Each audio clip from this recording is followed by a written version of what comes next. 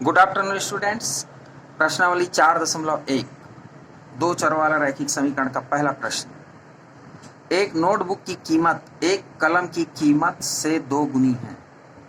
इस कथन को निरूपित करने के लिए दो चरों वाला एक रैखिक समीकरण लिखिए। इसमें संकेत दे रखा है। मान लीजिए नोटबुक की कीमत x रुपए है और कलम की कीमत y रुपए है। तो इसको हल करते हैं।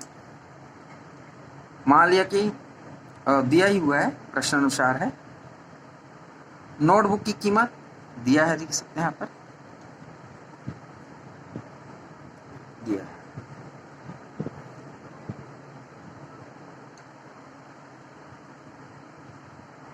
नोटबुक की कीमत x रुपए ले लो कहता है और कलम की कीमत y। तो इस तरह से हम ले सकते हैं। अब स्टेटमेंट क्या है? नोटबुक की कीमत कलम की कीमत की 2 गुनी। तो कलम की कीमत को 2 से गुणा कर देंगे तो वह नोटबुक की कीमत के बराबर हो जाएगा। इसको इस तरह से लिख सकते हैं, कलम की कीमत गुणा 2 बराबर नोटबुक की कीमत।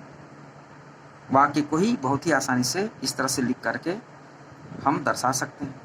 तो नोटबुक की कीमत यहाँ पर क्या है? x और कलम की कीमत क्या है? y। और इसका 2 गुना प्रश्नानुसार है, ये प्रश्नानुसार है। तो इस तरह x बराबर 2y, इसको 2y को हम पक्षांतर कर देंगे तो x ऋण 2y बराबर 0। यही एक अभीष्ट समीकरण है। प्रश्न 2। तो निम्नलिखित रैखिक समीकरण को ax by plus c ax धन by धन c बराबर 0 के रूप में व्यक्त कीजिए और प्रत्येक स्थिति में a, b और c के मान बताइए।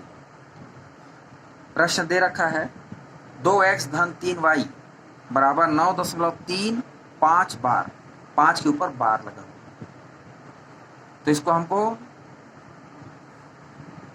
दिए गए प्रारूप में के रूप में लिखना है।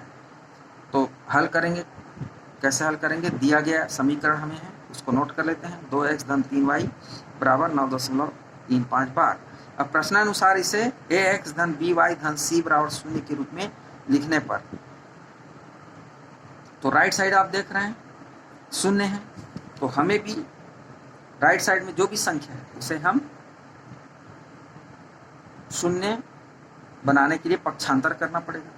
तो जो भी संख्या है उसे हम बाएं पक्ष में लाने के लिए पक्षांतर कर देंगे।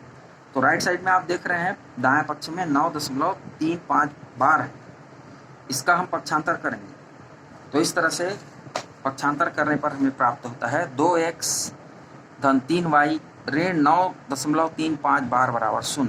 तो दोनों समीकरण की अब तुलना करते हैं। तो x का गुणांक पहले में क्या है? a है, और ये इस समीकरण में क्या है?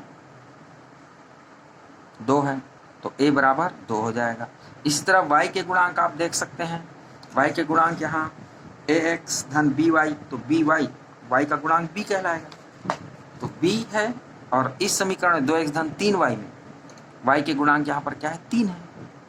तो y का गुणांक b और हमारे समीकरण में जो है 3 है, तो b की मान किसके बराबर हो जाएगा? 3 के बराबर हो जाएगा। इसी तरह आप देख रहे हैं स्वतंत्र पद, c को हम स्वतंत्र पद कहेंगे, ना तो x का गुणांक है ना y का गुणांक, तो c स्वतंत्र पद है।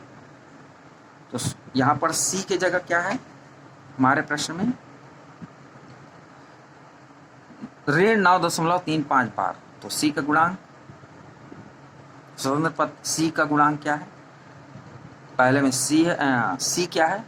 c ही है, और अचर पद जो हमारे समीकरण में दिया गया है 2x धन 3y ऋण 9.35 बार में ऋण 9.35 बार जो है स्वतंत्र पद है। इस तरह c का मान ऋण 9.35 बार हो जाएगा।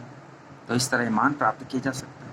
इसी तरह x धन 3y राइट साइड में क्या होना चाहिए? 0 होना चाहिए। जो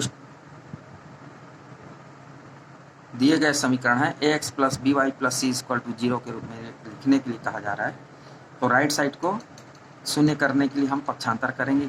राइट साइड में जो भी संख्या है, दाएं पक्ष में जो भी संख्या है, हम उसका पक्षांतर बाएं साइड में कर देंगे। तो x ऋण 3y बराबर 0 प्राप्त हो गया। अब इसकी तुलना हम ax धन by धन c इक्वल टू 0 के रूप से करते हैं। तुलना करने पर। तो x का गुणांक यहाँ पर आप देख रहे हैं a, और यहाँ पर कुछ नहीं दिया है तो क्या हो जाएगा 1, तो a बराबर 1। इसी तरह y के गुणांक यहाँ पर आप देख रहे हैं b, और इसमें ऋण 3, तो b बराबर हो जाएगा ऋण 3। और स्वतंत्र पद इसमें c है, यहाँ पर कुछ नहीं है तो हम इसको शून्य मान सकते हैं, तो c का मान 0 के बराबर। इसी तरह आप 8वें प्रश्न को इसको देख सकते हैं, 5 बराबर 2x। तो आप इसे ऐसा भी लिख सकते हैं 2x ऋण 5 बराबर 0, 5 का पक्षांतर कर दिए। इसकी तुलना x धन by धन c बराबर 0 से करने पर बहुत ही आसान है। x का गुणांक a है, यहाँ पर x का गुणांक 2 है, तो a बराबर क्या हो जाएगा 2 हो जाएगा। y का गुणांक b है और इसमें y का कोई गुणांक नहीं है तो 0 मान लेंगे, और इस तरह से b बराबर 0 हो गया। स्वतंत्र पद यहाँ पर c है, स्वतंत्र पद यहाँ पर ऋण 5 है, तो इस तरह से c बराबर ऋण 5। Thank you.